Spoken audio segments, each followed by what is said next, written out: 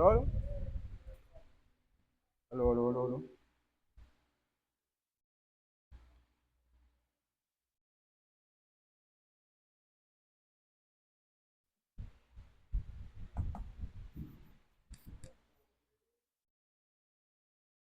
Apenas por ahí.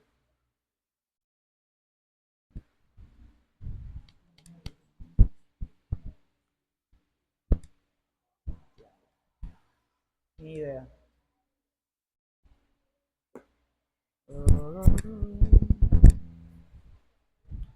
Ok, Primera de Reyes, capítulo 9, versículo 4 al 5. ¿Ya lo tienen? Ok.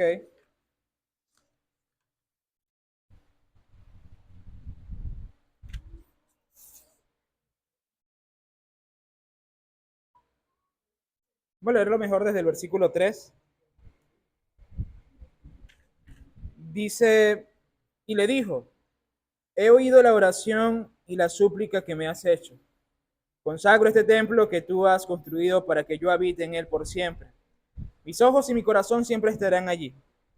En cuanto a ti, si me sigues con integridad y rectitud de corazón, como lo hizo tu padre David, que me obedeces en todo lo que yo te ordené y cumples mis decretos y leyes, yo afirmaré para siempre tu trono en el reino de Israel, como lo prometí a tu padre David cuando le dije, nunca te faltará un descendiente en el trono de Israel.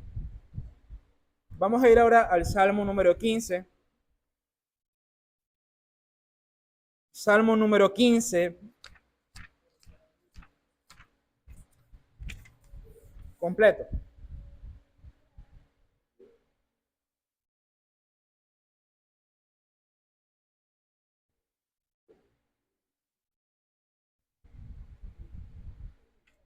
Ok, Salmo 15 dice así. ¿Quién, Señor, puede habitar en tu santuario? ¿Quién puede vivir en tu santo monte? Solo el de corazón, el de conducta intachable, disculpen, que practica la justicia y que de corazón dice la verdad, que no calumnia con su lengua, que no le hace mal a su prójimo, ni le acarrea desgracia a su vecino, que desprecia al que Dios reprueba, pero honra al que teme al Señor, que cumple lo prometido, aunque salga perjudicado, que presta dinero sin ánimo de lucro y no acepta sobornos que afectan al inocente. El que así actúa no caerá jamás. Vamos ahora a 1 Timoteo capítulo 3, versículo 2, sección A, es decir, la primera frase del versículo 3. 1 Timoteo capítulo 3,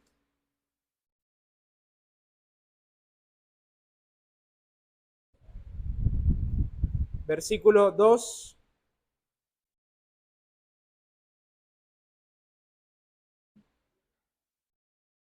¿Listo? Dice, así que el obispo debe ser intachable. Vamos a orar, hermanos. Amado Padre Celestial, gracias te damos, Señor, por la oportunidad que nos das de servirte y de adorarte. Te pido, Señor, en este momento que prepares nuestro corazón para recibir tu palabra y que la instrucción que tú nos has dado, Señor, sirva para nuestras vidas y para edificarnos y para santificarnos. Te pido, Dios, que como hemos leído en cada uno de estos pasajes, tú nos hagas a nosotros íntegros, intachables e irreprensibles. Que tú, Señor, pongas en nosotros no simplemente la apariencia de integridad, sino la realidad de la integridad.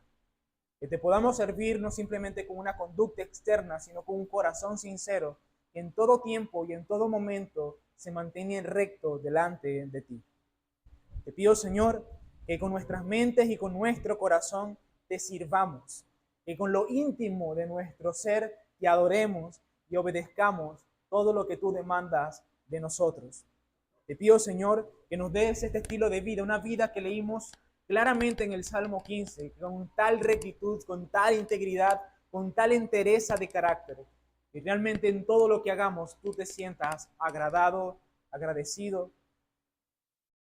que nosotros te mostremos agradecimiento en todo lo que hacemos, mi Señor.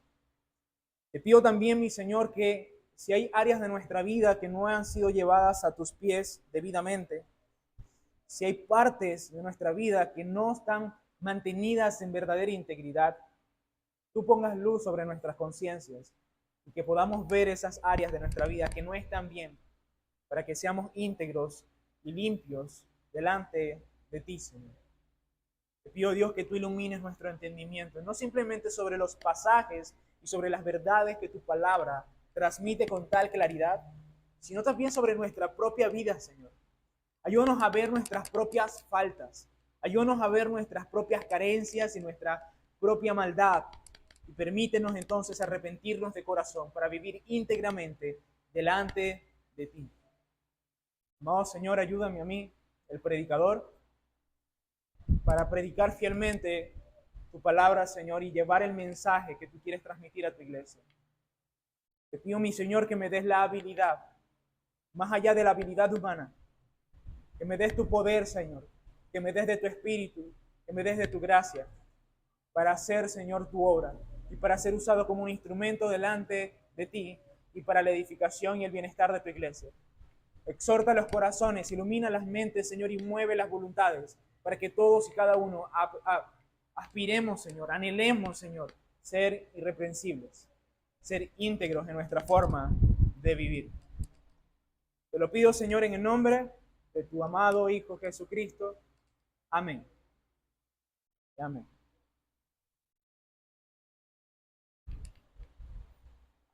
El título del sermón de hoy es Una vida aprobada por Dios. Hay una frase que es muy común entre el mundo cristiano, pero no solamente entre el mundo del cristiano, sino también entre los incrédulos, ¿no? Y es la frase: el que esté libre de pecado, que lance la primera piedra. Y esa frase, que es una de las frases más célebres del Señor Jesucristo, se cita con cierta frecuencia por cierta razón. Y la razón es sencilla. Absolutamente nadie está en una posición libre de pecados. Nadie es inmaculado o impecable en este sentido. Nadie tiene, por lo tanto, la potestad de lanzar la piedra conforme a los términos del Señor. Y digo esto porque esta es más o menos la idea que viene en la mente de muchas personas cuando uno habla de alguien irreprensible. Alguien que tiene la habilidad de lanzar piedras por alguna forma.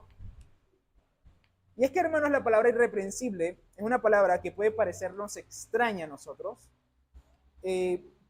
porque no es una palabra que sepamos interpretar bien, ¿no?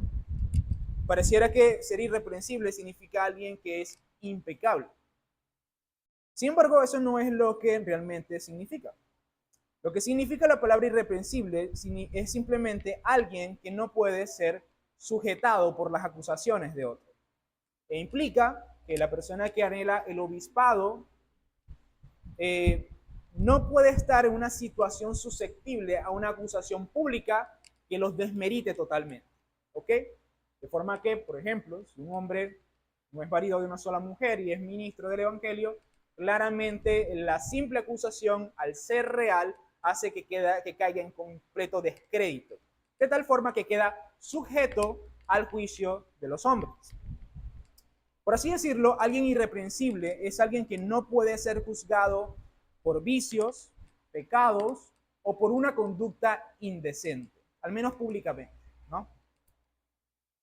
De una forma específica, un hombre irreprensible es alguien que cumple fielmente con la lista de 1 Timoteo capítulo 3, marido de una sola mujer, que gobierna bien su casa, que no es bebedor, que no es peleador, etcétera, etcétera. De forma específica, una persona irreprensible es alguien que cumple con todas las cualidades de 1 Timoteo capítulo 3.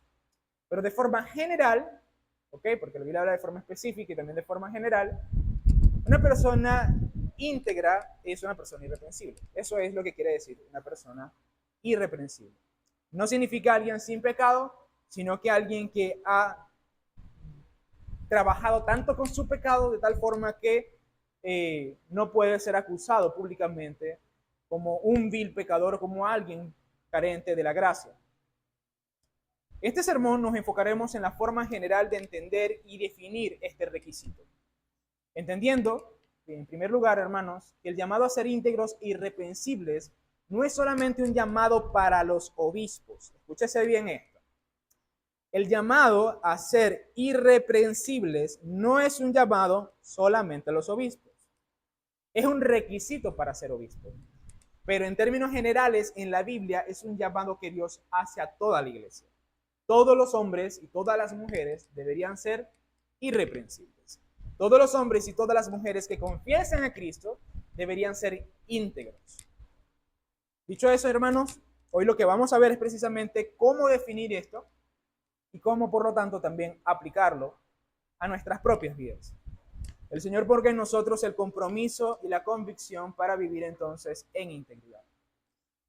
El primer punto que voy a desarrollar entonces en este caso es que ser irreprensible significa vivir en santidad externamente. Ser irreprensible significa vivir en santidad externamente. El uso común de esta palabra en 1 de Timoteo capítulo 3 nos dice que esto debe entenderse en primer lugar desde una perspectiva externa. En el segundo punto voy a desarrollar la perspectiva interna. Y esto es así, hermanos, porque el propósito de 1 de Timoteo capítulo 3 era ser una clase de canon o de vara de medir, ¿no? Para que la iglesia entendiera qué es lo que debía buscar en aquellas personas que iban a ser ordenadas al ministerio. De forma que este requisito es una cualidad visible, es una cualidad externa, es algo que claramente los hombres tienen que ver. Si los hombres claramente tienen que ver la irreprensibilidad de alguien, por lo tanto, entonces esto significa que esto tiene que ser una cualidad no simplemente interna, sino sobre todo externa. El hecho de que la persona sea irreprensible se denota en la forma como convive con los hombres. Y en ocasiones, hermanos, esto puede parecer un poco extraño porque nuestras relaciones sociales no están del todo ordenadas. Somos cristianos de una manera que a veces la gente no sospecha que profesamos algún tipo de fe. A veces vivimos una forma cristianamente en incógnito. Y si saben de nuestra fe, tal vez no solamente no piensen que no seamos cristianos, sino que tal vez hablen acerca de nosotros de una manera que no glorifica y honra el Señor. Lastimosamente en nuestro país hay una frase que caracteriza mucho esto, ¿no? Y es la frase, ¿y eso que es evangélico? Y automáticamente lo unen a algún tipo de conducta inapropiada, algunas veces malentendida, pero en muchas ocasiones, con toda razón, hablan de ciertos hechos que demuestran que hay personas que dicen ser cristianos, pero que viven como si no lo fueran. Pero en cuanto a esto, nosotros deberíamos hacernos una pregunta. ¿Realmente nosotros deberíamos preocuparnos por lo que la gente piense? ¿Realmente nosotros deberíamos preocuparnos porque los demás, las personas no creyentes en este caso, que es el primer punto que voy a tratar en esta sección, debería preocuparnos lo que piensan acerca de nosotros? ¿Acaso nosotros no deberíamos simplemente preocuparnos por lo que Dios piensa acerca de nosotros y lo que Dios mira en nuestras vidas? Y la realidad, hermanos, es que la Escritura dice que ambas cosas son importantes. Es decir, que nosotros deberíamos procurar agradar a Dios y tener buen testimonio para con los de afuera. De hecho, eso es un requisito que más adelante vamos a ver explícitamente. El obispo tiene que tener buen testimonio para los de afuera, es decir, para los no creyentes. ¿Por qué? Porque si no puede ser atado al diablo. Un ejemplo de esto es el apóstol Pablo. El apóstol Pablo en una ocasión le tocó llevar una cuantiosa ofrenda.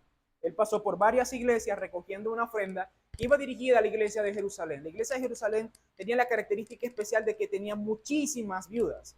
Y esas viudas pues necesitaban ya sustento para ellas. Todo lo que se había vendido en los primeros capítulos del libro de los Hechos ya se había acabado. Por eso es que emprender. En este caso, el apóstol Pablo va de iglesia en iglesia recogiendo la ofrenda para los hermanos en Jerusalén. Ahora, lo que hace Pablo en este caso, cuando él recoge la ofrenda, es que él no va solo. Se dice que él escogió a Tito, o bueno, la iglesia escogió a Tito para acompañar a Pablo y también a otro hermano que no se menciona, y también probablemente también se hayan anunciado o se hayan acompañado a otras personas más. El apóstol Pablo dice en cuanto a esto en 2 Corintios capítulo 8, versículo 20 al 21, diciendo, queremos evitar cualquier crítica sobre la forma en que administramos este generoso donativo, porque procuramos hacer lo correcto, no solo delante del Señor, sino también delante de los demás. Escúchese bien, no solamente delante de Dios, sino también delante de los demás. Ahora, fíjense lo que el apóstol Pablo hizo, ¿no? Pablo tenía que llevar una gran cantidad de dinero, hermanos, porque no era poca. Acordémonos que la iglesia de Jerusalén era una de las iglesias más grandes en toda la historia de la iglesia. Y él, para resguardarse de posibles críticas, eso es lo que él dice, él llevó no solamente a Tito, sino también a otros hermanos para que fueran garantes de que la administración de ese dinero estaba siendo bien hecha. Uno podría pensar, bueno, hermanos, pero lo que pasa es que es el apóstol Pablo. ¿Cómo nosotros vamos a dudar de la integridad y del carácter de este hombre? El apóstol Pablo dice, procuré hacer las cosas con cuidado para evitar críticas y sospechas de parte de la misma iglesia. ¿Por qué? Porque él dice, yo procuro hacer lo recto, no solamente delante de Dios, sino también delante de los demás. Es decir, tener cuidado de cómo las personas me ven. Y este no es un elemento aislado del apóstol Pablo. Por ejemplo, el apóstol Pablo en su defensa delante de Félix dijo lo siguiente. En Hechos capítulo 24, versículo 16, dice, en todo procuro conservar siempre limpia mi conciencia, delante de Dios y de los hombres. Delante de Dios y de los hombres. ¿Qué quiere decir el apóstol Pablo con esto? Que él vivía de una forma tan íntegra, tan cuidadosa, que no solamente tenía su conciencia limpia delante de Dios, que eso ya es bastante decir, sino que delante de los hombres él decía, ninguno de ustedes me puede juzgar y decir que yo he cometido algún acto indecente o he hecho algo inadecuado. Un ejemplo similar a este es el caso de Daniel, que el caso de Daniel, hermanos, para mí es un caso increíblemente maravilloso. Bueno, niños, ustedes han escuchado la historia de Daniel en el foso de los leones, cuando él durmió con los leones y los utilizó como almohada. ¿Saben esa historia? Bueno, esto tiene que ver con esa historia. Se nos narra que Daniel fue un hombre lleno de muchísima integridad y que fue tan excelente en su trabajo, era tan buen trabajador para Darío el persa, que él lo colocó como uno de sus 3 administradores. Estaba Darío el persa, estaban 3 administradores, y habían otros que se llamaban sátrapas, que eran gobernadores de provincias, algo así como el gobernador de Guacara o de Santa Rosa, algo así por el estilo, ¿no? Pero Daniel se sobresalió tanto que Darío estaba considerando ponerlo al frente de todo. No simplemente como un administrador, sino como la mano derecha de Darío, como si él fuera el vicepresidente, como si él fuera un presidente, ¿no? Esto generó tal envidia entre sus compañeros de trabajo, con los sátrapas y con los administradores, que ellos se dieron a la tarea de examinar con mucho cuidado la vida de Daniel para ver si encontraban algo para acusarlo delante de Darío y fuera desconsiderado para el oficio de gobernador de toda la nación. Nos dice lo siguiente Daniel capítulo 6, versículo 3 al 4. Dice que los administradores y los sátrapas empezaron a buscar algún motivo para acusar a Daniel de malos manejos en los negocios del reino. Sin embargo, no pudieron encontrar corrupción en él, porque era digno de confianza y no era negligente ni corrupto. Por eso ellos concluyeron, nunca encontraremos nada de qué acusar a Daniel, a no ser algo relacionado con la ley de su Dios. Fíjense algo, hermanos, Daniel vivió con tal integridad delante de sus enemigos, porque estos eran sus enemigos, que ellos procurando con toda la intención buscar algún motivo para acusarlo, no consiguieron ni uno solo, porque vivieron en integridad. Pero ¿qué fue lo que hicieron estos hombres malvados? Nos dijeron, no podemos acusarlo a través de ninguna otra cosa, sino a través de su ley. Es decir, utilizaron su integridad para hacerle daño. Como no podemos buscar algo que vaya en contra de su integridad, vamos a utilizar su integridad para hacerle daño. ¿Y qué sucedió con esto? Bueno, ellos manipularon a Darío y le dijeron, Rey Darío, establezca una ley que aquella persona que no la adore usted, sino que adore a otro Dios, esa persona va a ser echada al foso de los leones. Porque sabían que Daniel era íntegro, conforme a la ley de Dios. Y si su vida estuviera en riesgo, aún así iba a obedecer y ser íntegro delante de Dios. Lo que nos muestra la historia, hermanos, de Daniel, es que sucedió así, llevaron a Daniel y lo echaron al foso de los leones. Pero el Señor Dios cerró la boca de los leones. Y Daniel pasó toda la noche, seguro en medio de una fosa de leones. Y al día siguiente Darío fue y le preguntó, ¿Dios te salvó, Darío? Y Daniel le dijo, sí, el Señor vive. El Señor ciertamente me ha librado. ¿Cuál es la razón, hermanos, por la cual Daniel pudo dormir tan cómodamente entre los leones? Billy Graham decía que él se acostaba arriba de los leones y les movía las orejas. Claramente la Biblia no lo dice, pero creo que yo fuese aprovechado y yo fuese hecho lo mismo. La lección, hermanos, es que la integridad es algo que Dios premia. Y la integridad no solamente tiene que estar delante de Dios, como muchas veces pensamos, sino también delante de los ojos escrutadores que nos ven. Porque la realidad, hermanos, es que cuando tú llevas el nombre de cristiano, tú estás bajo el escrutinio del mundo. Sea con buenas intenciones o sea con malas intenciones. Estás bajo el escrutinio del mundo. En este caso, tenemos que recordar las palabras de Tertuliano. Bueno, las que no lo saben, escuchar las palabras de Tertuliano. Tertuliano dijo que el mundo nos observa atentamente. Es por nuestras vidas que se prueba la verdad de lo que predicamos. Somos juzgados no tanto por nuestras palabras, sino por nuestras obras. Y esto es una realidad, hermanos, que la reconoce la Biblia, la reconoce la historia y lo reconoce el mundo incluso el día de hoy. Nosotros, hermanos, ciertamente podemos ser muy inteligentes. Podemos tener los mejores argumentos y ser los mejores apologistas. Ser los filósofos del tiempo y destiempo, no. Pero lo que va a decir si ciertamente vivimos de una forma congruente con la fe que profesamos es nuestra integridad. Son nuestras obras. Es lo que decimos, hacemos. Porque, hermanos, la realidad es que el mundo está atento y viéndonos qué hacemos y qué no hacemos. No pienses que no estás bien, no estás siendo visto. Considera que estás siendo visto. Y delante de los hombres vive en integridad, vive con rectitud. El mismo Señor lo dijo en el Sermón del Monte, que hagamos nuestras buenas obras delante de los hombres para que ellos glorifiquen a Dios. Y es aquí, hermanos, donde yo te pregunto, ¿vives tú delante de los hombres con tal integridad y rectitud que puedes glorificar al Señor con tus obras? Si alguien se empecinara con malicia en tu contra, como de hecho ocurrió con Daniel, si ellos examinaran tu vida y buscaran insistentemente tus fallas, tus errores y tus problemas, ¿qué encontrarían?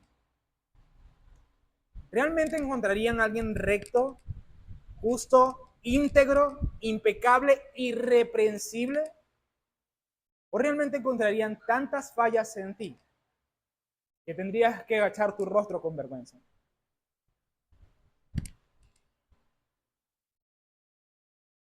Lo voy a poner de la siguiente manera, hermanos. Si la mujer, bueno, no necesariamente tiene que ser una mujer, pero supongamos que es una mujer.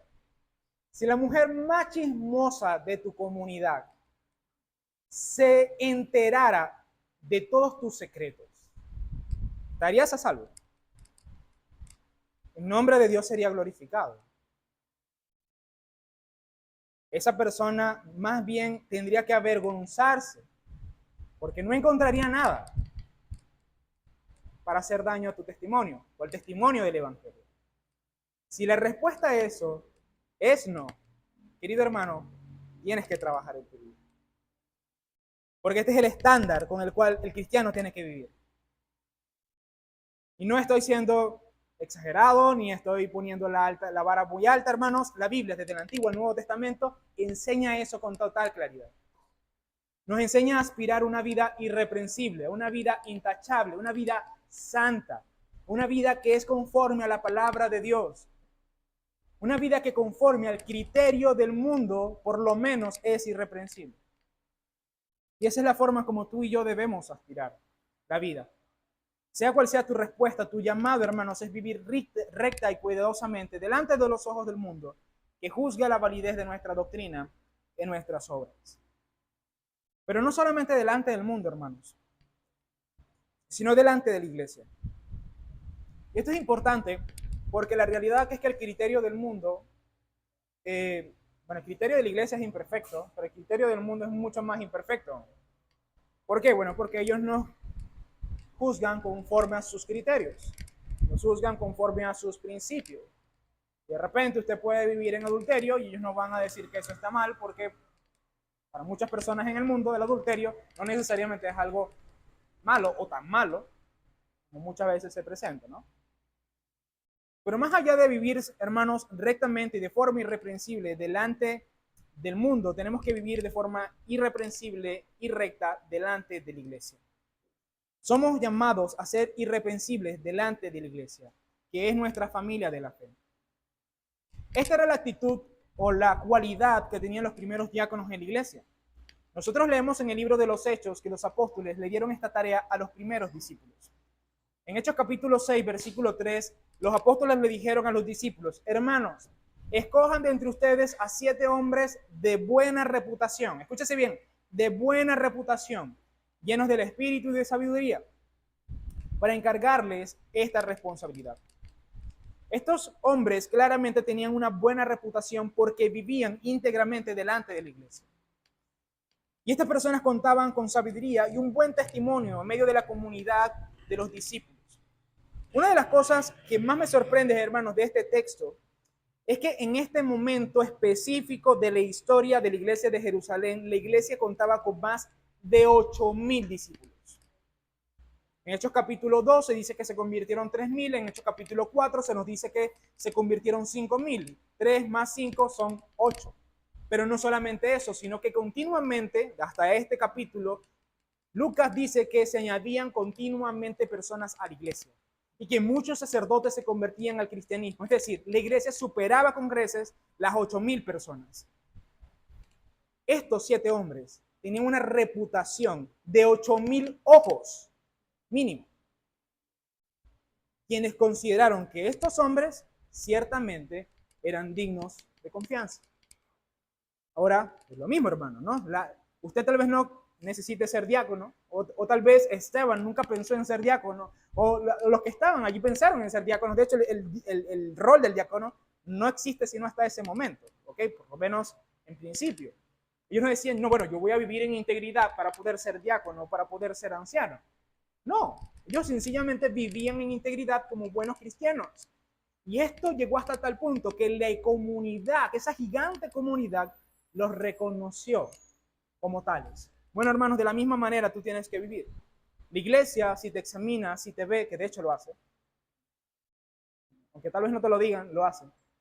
Por ejemplo, yo puedo sentar a cualquier hermano y decirle, hermano, ¿qué opinas tú de tal persona?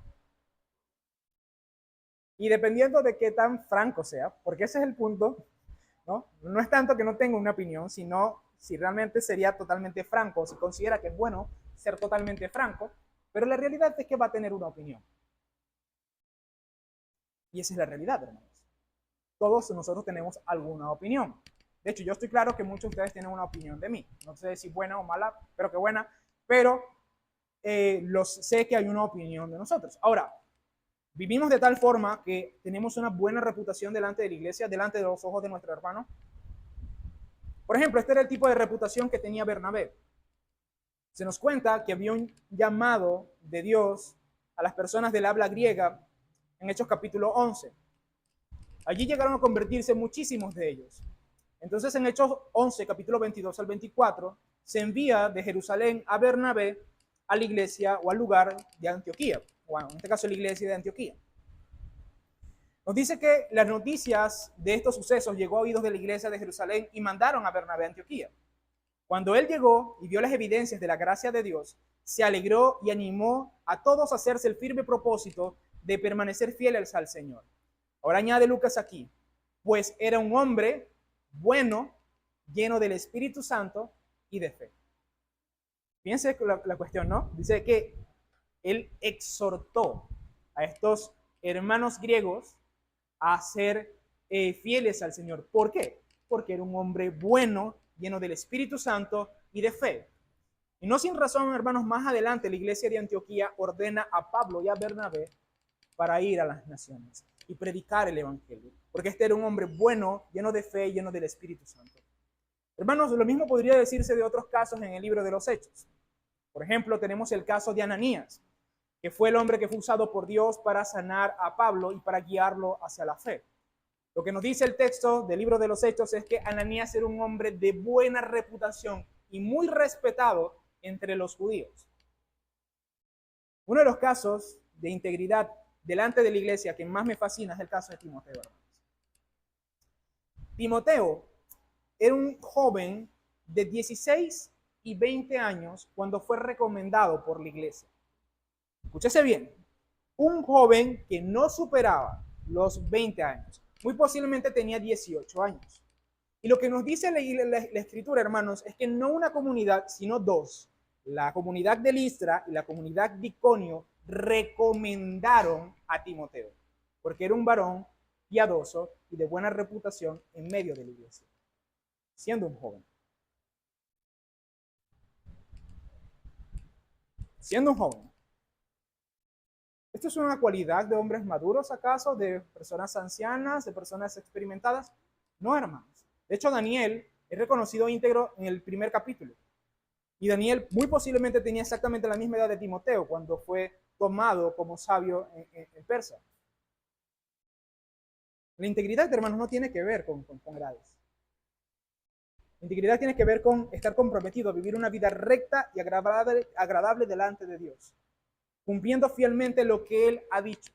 La integridad no es un asunto de cuántos años tienes ni en cuál condición te encuentres. Se trata sencillamente de ser fieles al Señor.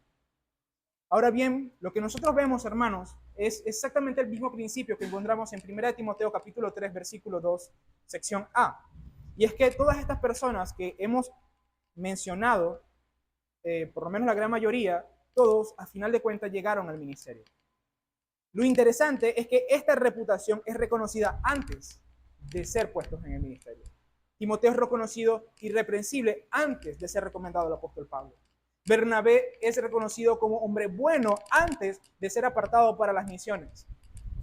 Esteban y todos aquellos hombres y aquellos diáconos entre los 8,000 discípulos, todos ellos eran reconocidos de buena reputación, llenos del Espíritu Santo y de sabiduría antes de ser colocados como diáconos. ¿A qué voy con esto? Querido hermano, y esto va con los hombres. Si usted anhela el ministerio, necesita la iglesia y usted ser un hombre irreprensible. Ser un hombre de buena reputación delante de los incrédulos como delante de la iglesia. Y esto, hermanos, es algo con lo cual tienes que vivir muy cuidadosamente. Muy cuidadosamente. Tienes que tener mucho cuidado de tu reputación. Tienes que tener mucho cuidado de la forma como te conduces.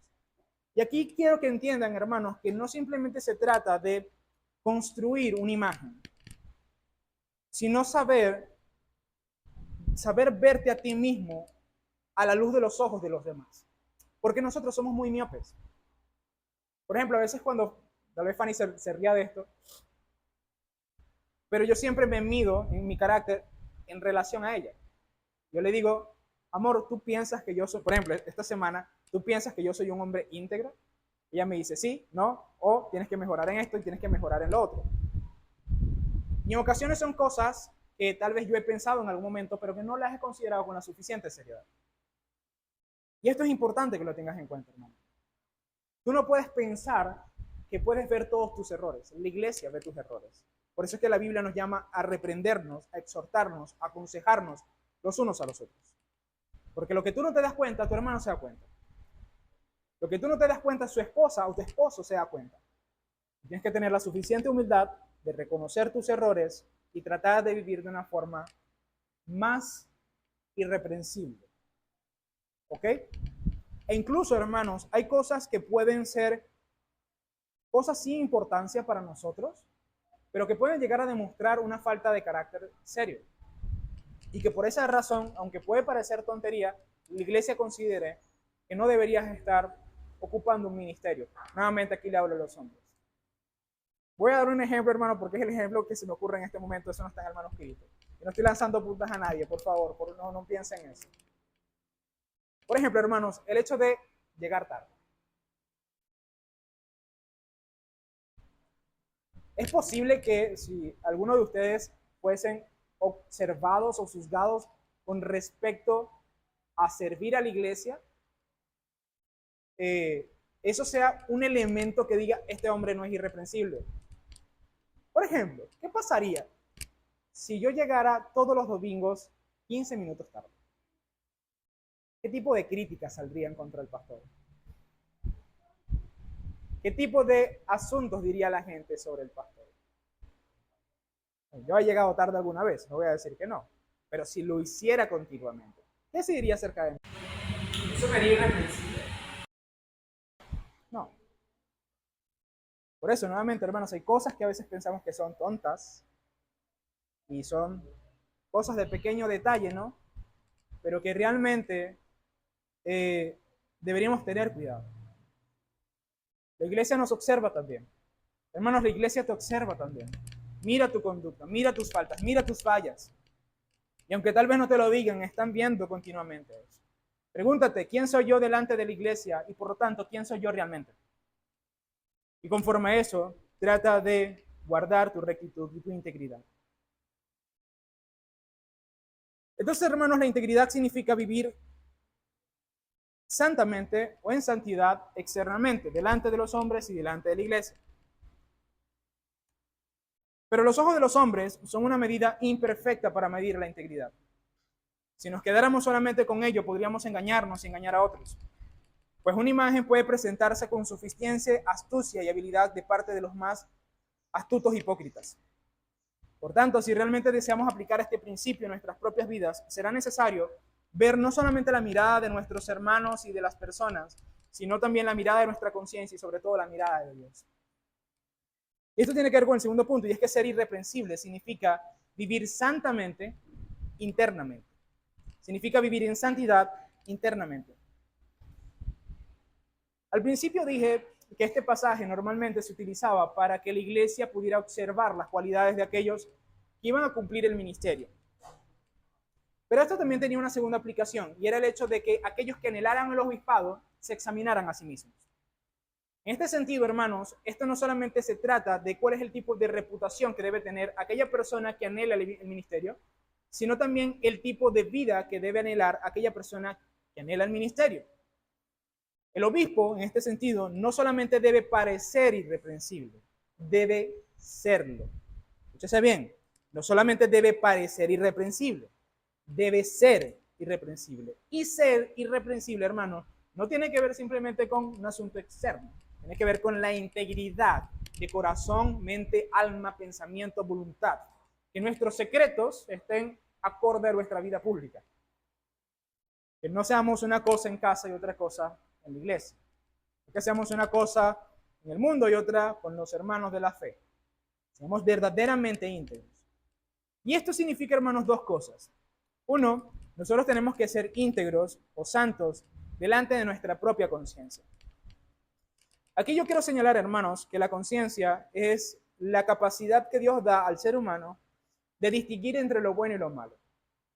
Y es necesario que entendamos que la conciencia tiene que estar educada, moldeada y fundamentada en la palabra de Dios. ¿Ok? ¿Por qué? Bueno, porque usted puede tener una conciencia débil y llamarle malo a lo que no es necesariamente malo. Sin embargo, el cristiano maduro, que es realmente lo que se propone aquí en una persona irreprensible, es alguien que entiende conforme a las escrituras y de una manera correcta qué está bien y qué está mal. Aunque el mundo, por ejemplo, no diga que guardar el día del Señor no está mal, él sabe que está mal y vive conforme a su conciencia en cuanto a lo que dice el Señor sobre el día de reposo y sobre lo que dice el Señor sobre otros asuntos. El cristiano entonces tiene que vivir conforme a lo que dictamina su propia mente en cuanto a lo que dice que es bueno y lo que es malo. Un ejemplo de esto es Martín Lutero. Martín Lutero, en la Dieta de Worms, cuando fue citado bajo amenaza para retractarse en cuanto a sus declaraciones sobre la justificación, sobre las indulgencias y sobre la verdad de las Escrituras, dijo lo siguiente: mi conciencia está cautiva por la palabra de Dios. no puedo ni quiero retractarme de nada, porque no es seguro ni honesto actuar contra la conciencia. Fíjense lo que dice, no es seguro ni honesto actuar en contra de la conciencia. Él sabía claramente que el atentar contra su conciencia era básicamente darle por completo la espalda a una vida recta, a una vida íntegra. Es decir, nosotros tenemos que vivir conforme a lo que sabemos que está mal y lo que está bien en nuestro propio corazón. Porque al final, hermanos, ¿de qué vale ser irreprensibles delante de los hombres, delante de la iglesia, si nuestra propia conciencia nos acusa?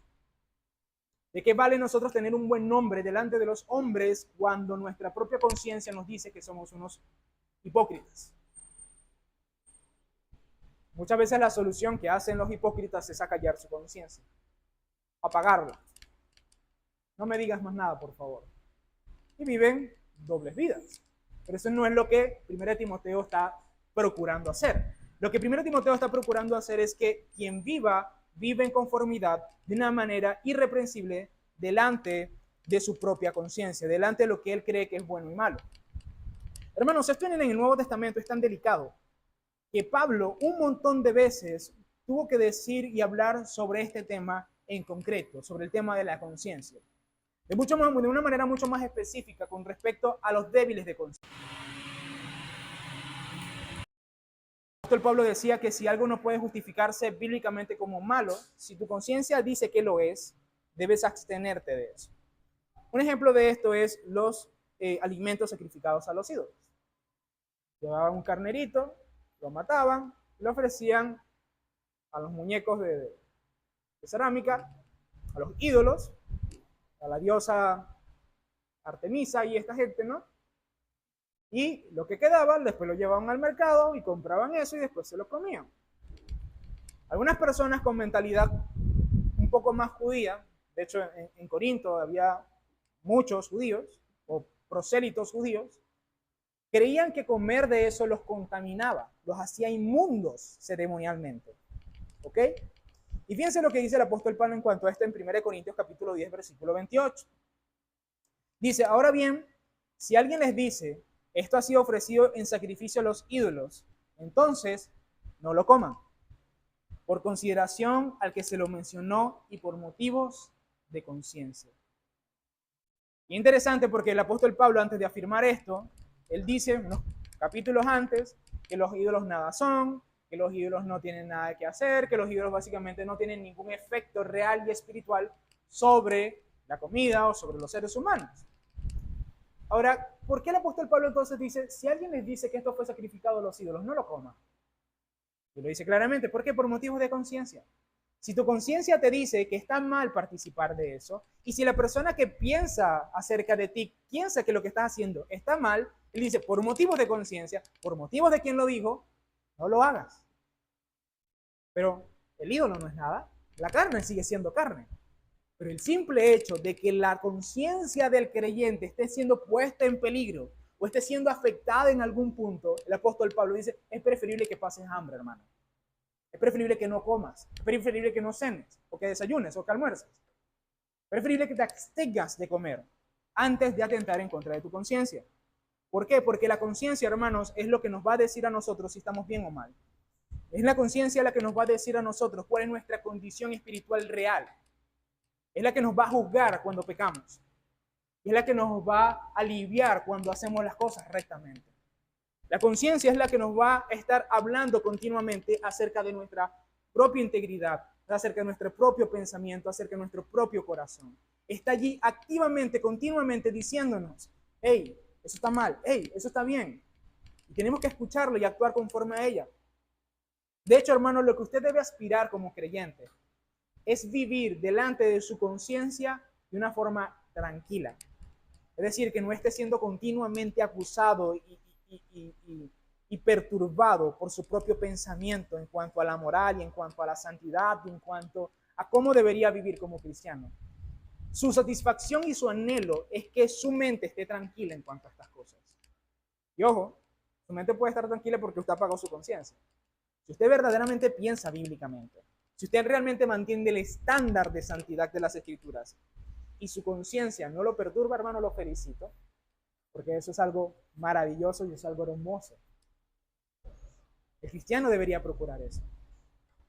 Fíjense, hermanos, que para el apóstol Pablo, lograr eso que acabo de escribir era su gran satisfacción y era como su objetivo en la vida. Dice en 2 Corintios, capítulo 1, versículo 12, perdón. Dice, para nosotros, el motivo de satisfacción, escúchase bien, el motivo de satisfacción es el testimonio de nuestra propia conciencia. Nos hemos comportado en el mundo y especialmente entre ustedes con la santidad y sinceridad que vienen de Dios. Nuestra conducta no se ha ajustado a la sabiduría humana, sino a la gracia de Dios. Hermanos, para Pablo, su gran satisfacción en la vida era el testimonio de su propia conciencia. ¿Y cuál es el testimonio de su propia conciencia? Que delante de ellos y delante de Dios se han conducido rectamente. Ahora, hermanos, si usted pudiera ponerle un parlante a su conciencia, si usted pudiera ponerle un micrófono a su conciencia, ¿cuál sería el testimonio que daría? Usted podría repetir exactamente las mismas palabras del apóstol Pablo. Usted podría repetir las mismas palabras del apóstol Pablo. Esta es mi satisfacción, que delante de los hombres y delante de Dios he vivido rectamente. Soy irreprensible. ¿Podría decir eso? Hermano, si no puede decir eso, hay trabajo que hacer. Hay trabajo que hacer. En serio, hermanos, esto es no simplemente para que usted se sienta mal. Esto es para que usted entienda, hermanos, que realmente el estándar por el cual nosotros deberíamos procurar vivir la vida cristiana es este. Vivir rectamente, ser irreprensibles, no solamente delante de los hombres, sino también con respecto a nuestra propia conciencia. Debemos tener una conciencia limpia delante de nosotros mismos y vivir de una manera tal que nos contente la manera como estamos viviendo actualmente, como de hecho fue el caso del apóstol Pablo. Pero más allá, hermanos, de vivir de nuestra propia conciencia, se trata realmente de vivir delante de Dios.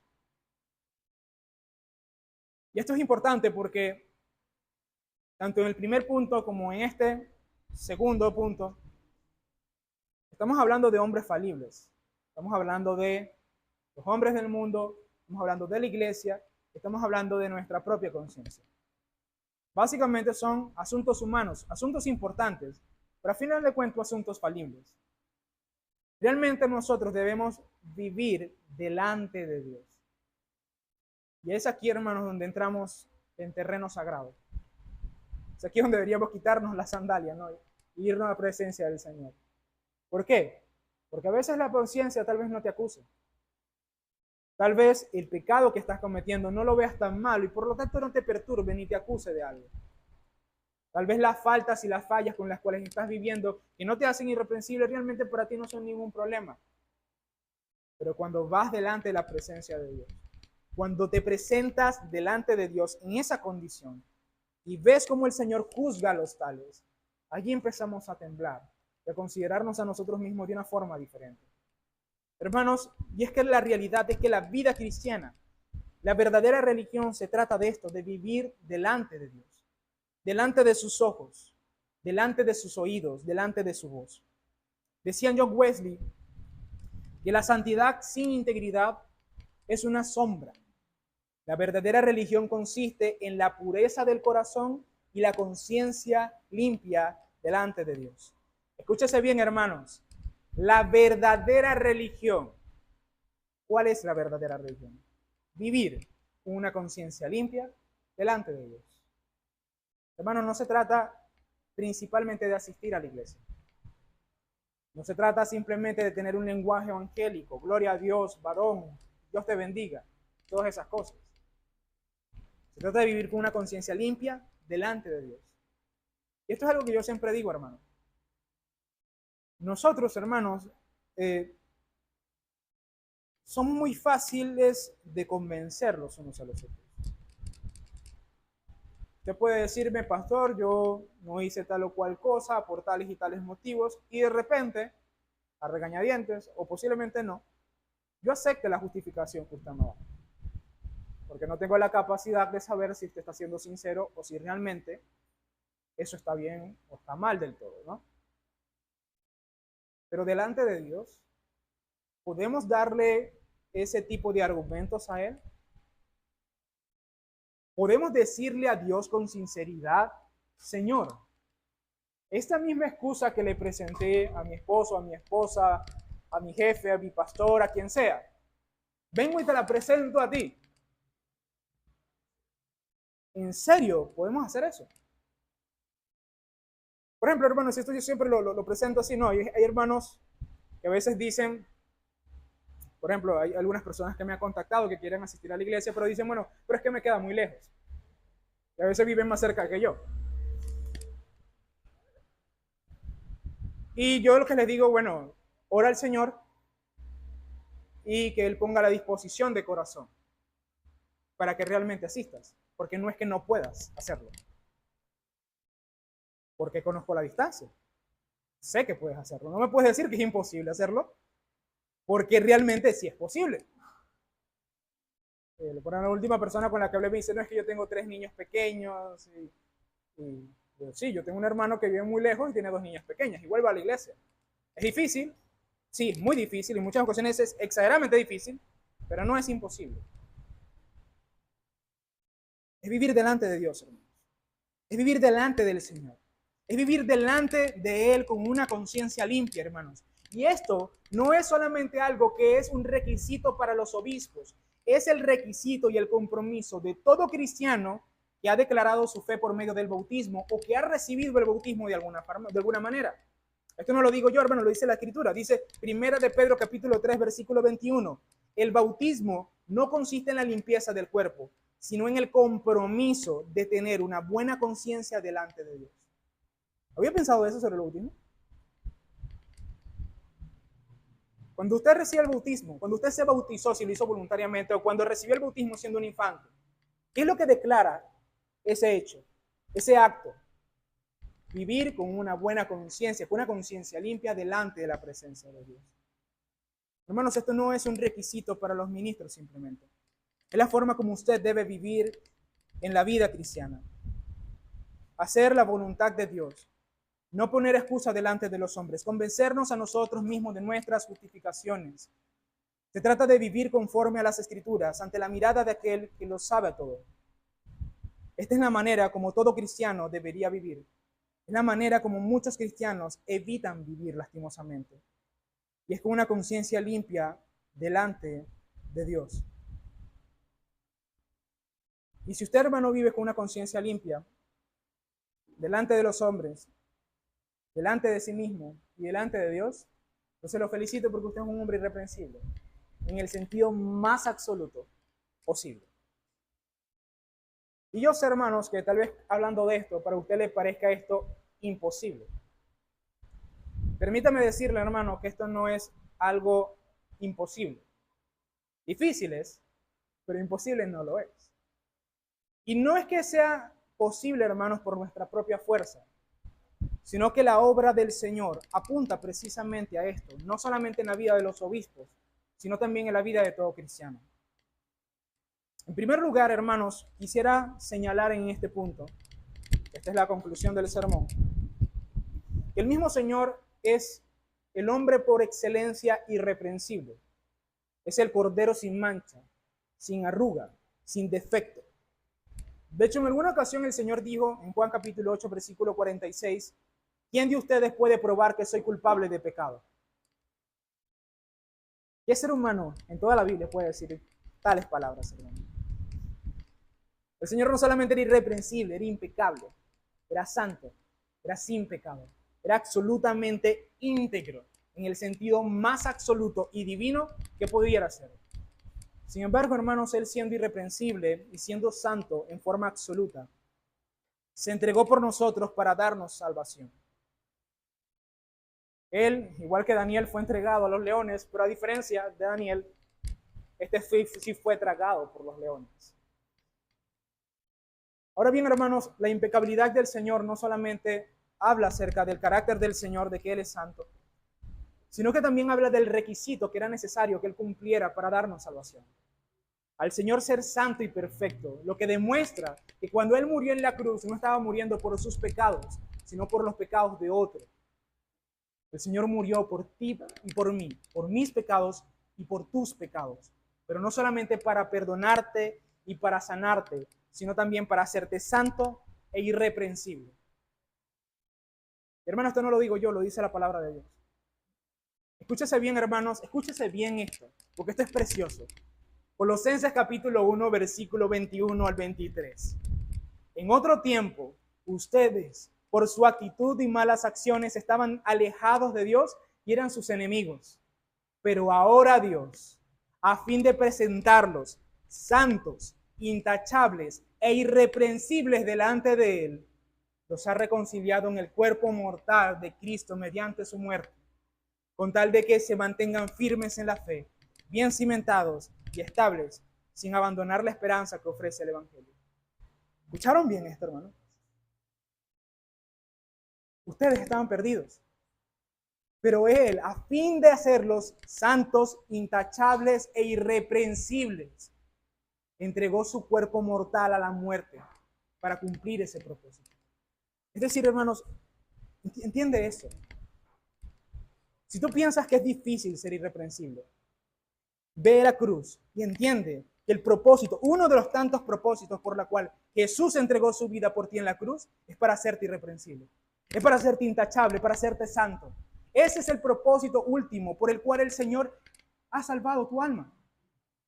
Es que Él mismo lo dice, se entregó por su iglesia para hacerla sin mancha y sin arruga delante de Él. Su cruz te dice, yo quiero que seas irreprensible. La cruz te dice, yo te haré irreprensible. Yo trabajaré para hacerte irreprensible. Sí, hermanos, ser irreprensible, ser santo, ser intachable, es una tarea difícil, pero tenemos el Señor de nuestra parte. Tenemos la cruz de nuestra parte.